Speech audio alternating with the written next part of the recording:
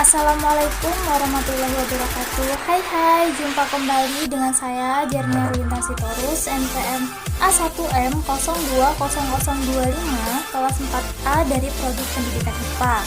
Pada kesempatan ini saya akan kembali membuat video pembelajaran, yaitu tentang konsep manajemen pendidikan tingkat sekolah menengah pada mata kuliah pengelolaan pendidikan dengan dosen pengampu Bapak Dr. Muhammad Kristiawan, Magister Pendidikan. Di sini saya akan langsung saja membahas mengenai materi konsep manajemen tingkat sekolah menengah.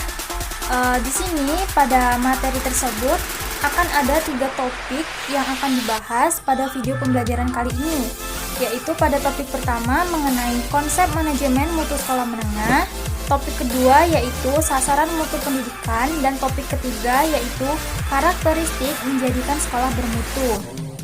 Di sini kita akan membahas yang pertama yaitu konsep manajemen mutu sekolah menengah. Mutu dalam konteks pendidikan menurut Kementerian Pendidikan Nasional sebagaimana dikutip oleh Mulyasa tahun 2002 yaitu mencakup input, proses, dan outputnya pendidikan.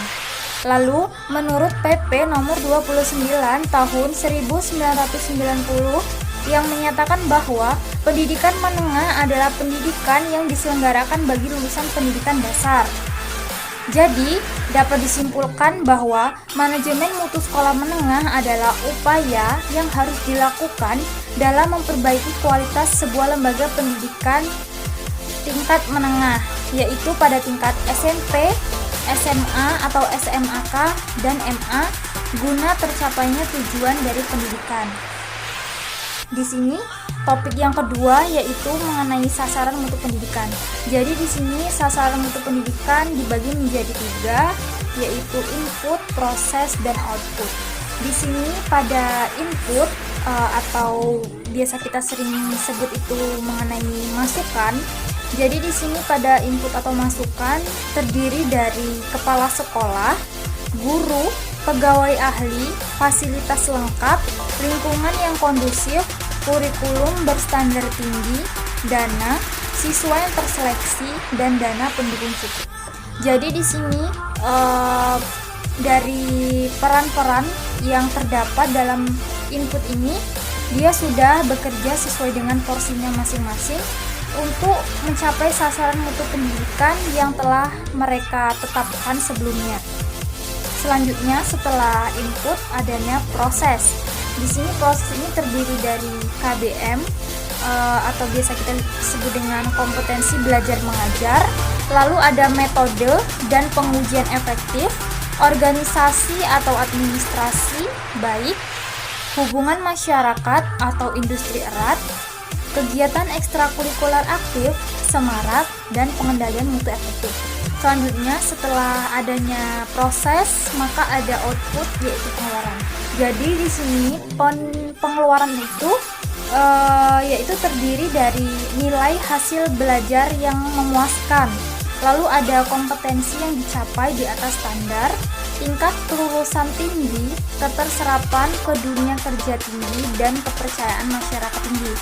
Jadi di sini pada output atau keluaran itu merupakan sebuah yang sudah kita kerjakan mulai dari masukan dan proses. Jadi setelah kita adanya masukan dan proses tersebut, maka kita akan menghasilkan suatu sasaran mutu pendidikan tersebut. Selanjutnya pada topik yang ketiga, topik terakhir yaitu mengenai karakteristik menjadikan sekolah bermutu. Jadi di sini pada karakteristik menjadikan sekolah bermutu itu terdiri dari hal-hal yang diperlukan untuk mengelola sekolah, lalu ada sasaran hasil mutu pendidikan dan dimensi mutu sekolah tersebut. Di sini saya akan membahas satu per satu terlebih dahulu. Jadi yang pertama dia mengenai hal-hal yang diperlukan untuk mengelola sekolah. Jadi di sini untuk mengelola sekolah diperlukan hal-hal antara lain. Yang pertama, kita harus memahami fungsi sekolah serta maksud dan tujuan dari pendidikan atau cita-cita bangsa.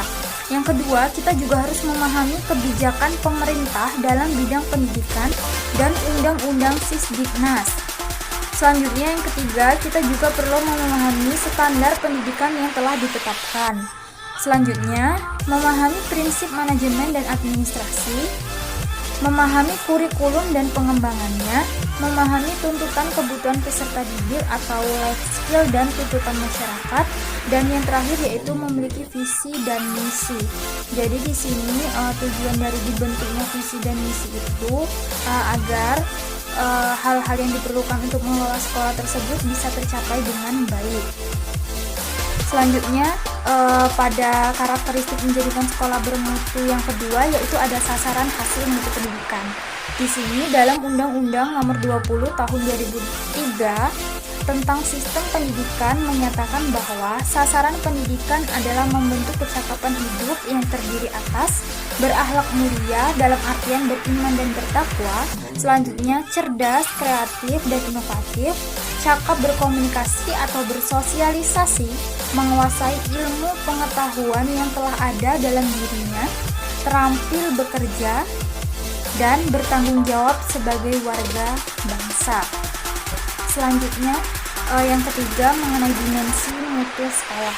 Menurut Martinez, mutu sekolah terdiri atas melaksanakan kegiatan sesuai fungsi yaitu tepat sebagai lembaga pendidikan, lalu memiliki keunggulan, terpercaya sebagai sekolah yang baik, kondisi nyaman dan menyenangkan, penampilan fisik maupun kegiatan yang diadakan menarik, dan mengesankan atau bersifat favorit.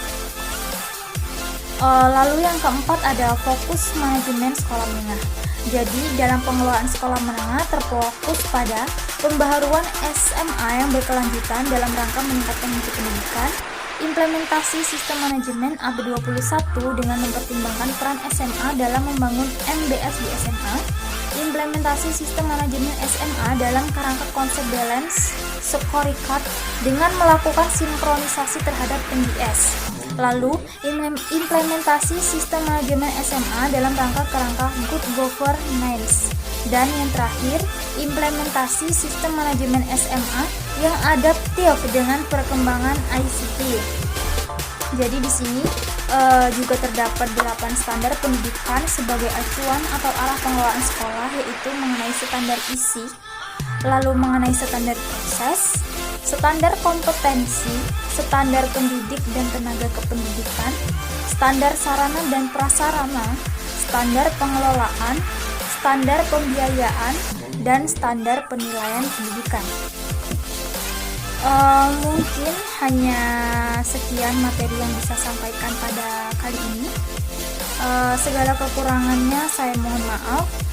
Jika dalam video pembelajaran yang saya berikan masih terdapat kurangnya penjelasan, boleh langsung ditanyakan. Saya akhiri. Wassalamualaikum warahmatullahi wabarakatuh.